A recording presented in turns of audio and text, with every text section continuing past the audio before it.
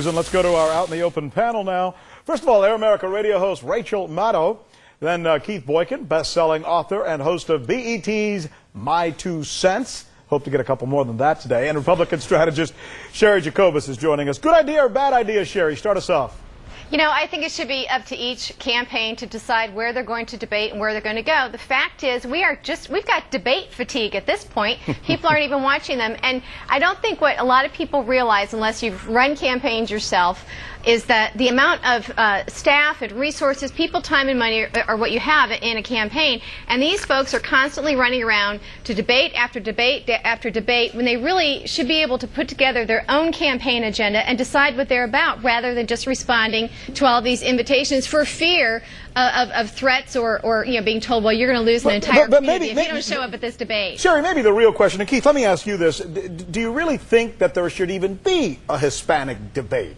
Oh, absolutely. I think it's a great idea, actually. I mean, look at all the other debates that are taking place, as Sherry just mentioned. We have a black debate that's taking place. We have a gay debate that's taking place this week. We have a labor debate that's taking place. Why shouldn't the Hispanic community have a debate? I mean, but here's the point. But here's the point. Are the answers, or pardon me, are the questions that are asked in a Hispanic debate, Rachel, going to be any different than the questions that are asked at a black debate, at a gay debate, or any other debate? Shouldn't they just be about what's good about America? Well, no, I mean, it's a way to get at an interest group's particular interests. And so at this debate, you're going to get a lot of questions about immigration. And I think that explains a lot about who said no to going to this debate. If I were Tom Tancredo, I wouldn't want to go there to Florida to this Univision debate and have to explain why I called Miami a third world country. Of course he's going to say no to this. I'd be afraid if I was him, too. Yeah, but I've got a question for you. Is at this point the Hispanic almost majority in this country? Now, keep in mind, 12 million of them can't vote because they're illegal. A lot of them are children. Some of them are only residents. You can't vote until you're a citizen.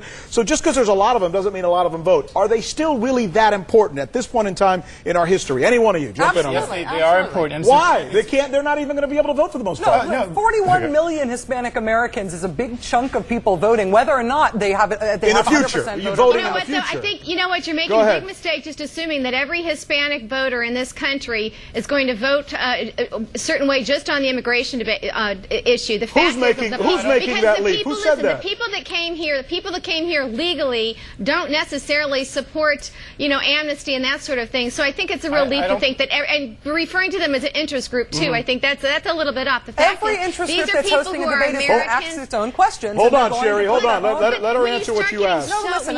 But wait, no. Nobody's making a leap to say that all Hispanic voters are going to vote the same way on immigration. And in talking about them as interest groups, there's all these different groups that are hosting all these different debates, so they can make sure that their questions are asked at the debate. We didn't talk about immigration at the YouTube debate. We will talk about it at the Univision debate. Rachel, let me hold you right there. Hold on, Sherry. Hold on. Hang on just a second, because there's something else I want to talk about here. This is a quote from a woman who's been saying a lot of controversial stuff of late. Listen to what Elizabeth Edwards is saying this time to a political blog. Quote, "We can't make John black. We can't make him a woman.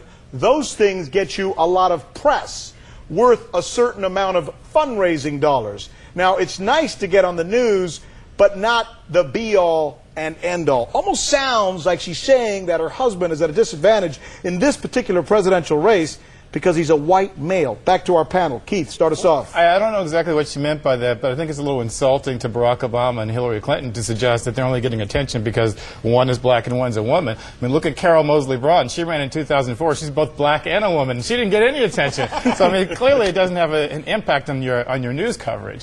But go ahead. I was just going to say, we've 43 for 43 in terms of white guys for president, and so having somebody who has a real credible shot at getting into the White House does get them a lot of attention. What Elizabeth Edwards is saying is, John Edwards can't get attention for his demographic features. We've got to use the web and use other campaign methods to hijack the news coverage that Barack Obama and Hillary Clinton have earned by their demographic stats. Earned? You know, Sherry, let me go back to you. Isn't this really a problem of substance in our campaigns? It's all about whose hair is like this and who said that to whom instead of the issues. And the fact that she's a woman and the other guy is an African American really shouldn't be that substantive, should it? Well, it shouldn't, and I find it interesting that this is happening in the Democratic Party. They can't blame this flap on Republicans. But look, here's the issue. Elizabeth Edwards said this, and she said this apparently in an interview that she wasn't authorized to give. But the fact is, if she's going to be a spokesperson for the campaign, they can't have it both ways. She either is or isn't. A few weeks ago, we saw the flap where it was a very carefully choreographed kerfuffle that's where a great. She called into a political talk show to take on Ann Coulter, and that they wanted. This they didn't. So I think they just might have a problem with Elizabeth Edwards distancing spouting themselves off from a her. little bit. No, she's not being disciplined for having said this. I think that if you understand what she said in context, there's nothing controversial about it at all. But I think she raises context, and I think it's disagree and agree. But I think she raises a very important point. Right. It was controversial. It was controversial because of the suggestion and the implication that somehow these guys are getting attention because of something other than their qualifications. They're both qualified people. John Edwards is not getting as much attention because he's not electrifying the public in the same way those two I'm interested in the Elizabeth Edwards question. Yeah.